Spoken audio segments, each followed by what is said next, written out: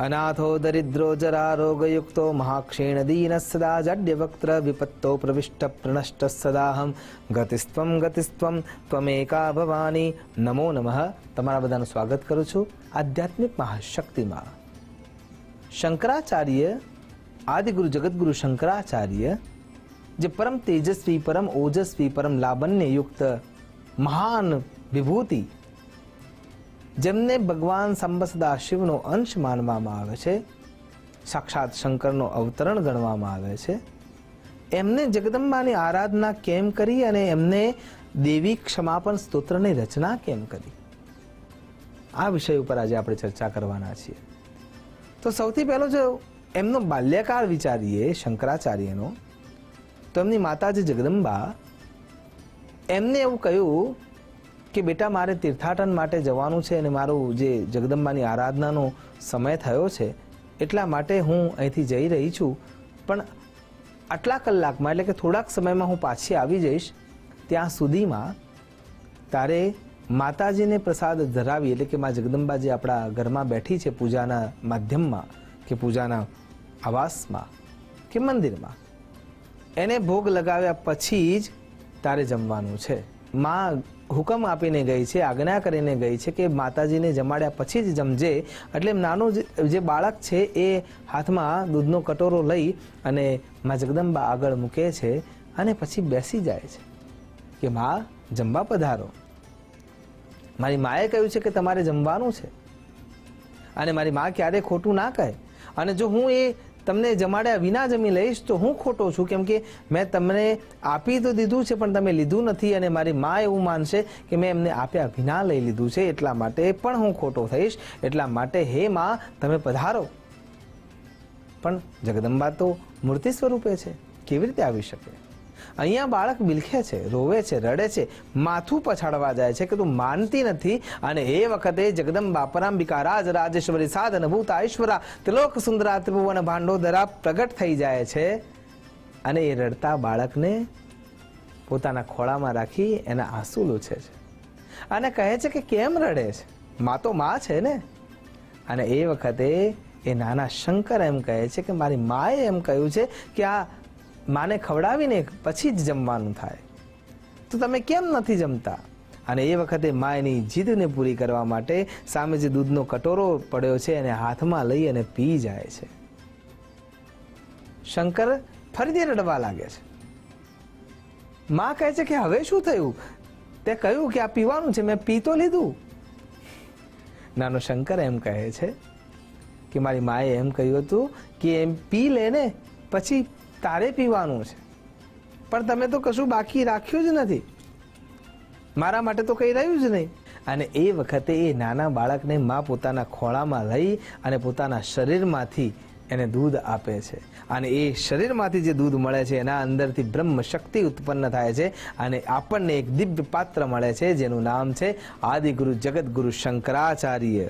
શંકરમાંથી શંકરાચાર્ય બને છે, પણ એમાં કેવળ અને કેવળ શિવ તત્વની આરાધના જ હોય છે, અને એટલા માટે એ જગદંબાનો જે આ પોતાના સાથે અનુભૂત થયેલો જે પરચો છે એને ભૂલી ચૂક્યા છે। એ કેવળ ભગવાન સાંબ સદા શિવના ધ્યાનમાં રહે છે, અને એમ કરતાં કરતાં એક અવસ્થા ઉપર આવી જાય છે, અને એક વખતે એમને બીમારી ગ્રસિત કરી લે છે, એમના શરીરમાં શક્તિ રહેતી નથી, અને એ વખતે જ્યારે એ નદી કિનારે સ્નાન કરવા માટે જાય છે, શરીરના અંદર એ શક્તિ ઓછી છે છતાં પણ નિત્યક્રમને પૂર્ણ કરવાના હેતુથી જ્યારે જઈ રહ્યા હોય છે, અને એ વખતે એમના શરીરના અંદર આક્રંદતા લાગે છે અને એ ત્યાં બેસી જાય છે, ફસડાઈ જાય છે, અને એ વખતે ભગવાન સાંબ સદા શિવને આરાધિત કરે છે કે પ્રભુ પ્રગટ થાઓ, મને તમારી આવશ્યકતા છે। ભગવાન સાંબ સદા શિવ પ્રગટ થાય છે, ઊભા કરવા માટેની અરજી કરે છે। એ વખતે ભગવાન સાંબ સદા શિવ એમ કહે છે કે હું નહીં ઊભો કરી શકું। કેમ?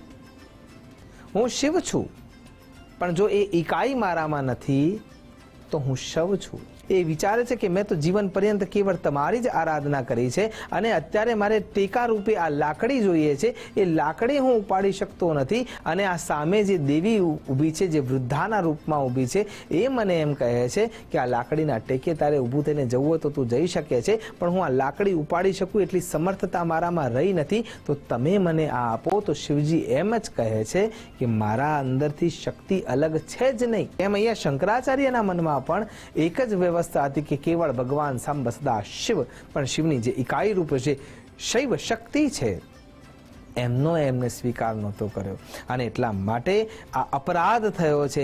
એની ખબર પડે છે, અનુભૂતિ થાય છે કે શિવજી પણ એ લાકડીને ઉપાડી શકતા નથી, કેમ કે એ શૈવ શક્તિનો એ ઉપયોગ કરી રહ્યા નથી અને એમનો ભક્ત, એમનું સંતાન એ સ્વીકારવા તૈયાર નથી. અને જ્યારે આ ઘટના જોવે છે, આદિગુરુ જગતગુરુ શંકરાચાર્યના મનમાં પશ્ચાતાપ થાય છે કે મેં મારી માને, મારી જગદંબાને, મારી આરાધના શક્તિને ઓળખી નહીં. અને પછી ત્યાં એ અપરાધ ક્ષમાપન સ્તોત્ર રચે છે.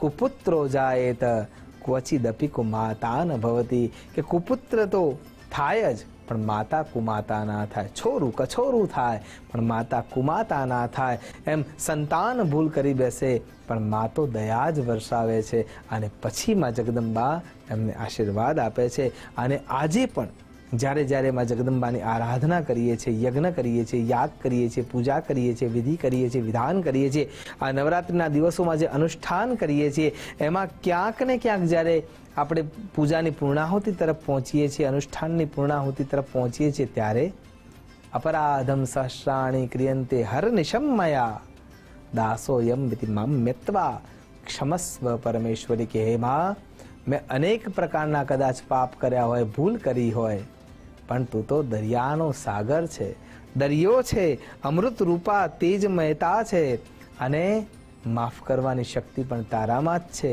જેમ ક્ષમા વીરસ્ય ભૂષણમ કહેવાય છે, પણ તું તો ક્ષમા અને ક્ષમાની દેવી છે અને સાથે જ પરબ્રહ્મા છે. એટલા માટે મારા તમામ અપરાધોને ક્ષમા કરનારી બનજે. અને આ અપરાધ ક્ષમાપન સ્તોત્ર જ્યારે એ રચે છે ત્યારે માં ખુશ થાય છે અને ફરીથી એમને શક્તિવંત કરી નાખે છે. આ શંકરાચાર્ય કૃત દેવી અપરાધ ક્ષમાપન સ્તોત્રનો જ્યારે તમે પાઠ કરો છો, કુપુત્રો જાયેત ક્વચિદપી કુમાતા ન ભવતી, ત્યારે સમજવાનું છે કે આપણે માં જગદંબાના ખોળામાં સૂતા છીએ અને એ નાના બાળ સ્વરૂપને માં હાથ ફેરવીને પોતાના સંતાન રૂપે આશીર્વચન આપે છે, પોતાના સંતાન રૂપે આશીર્વાદ આપે છે.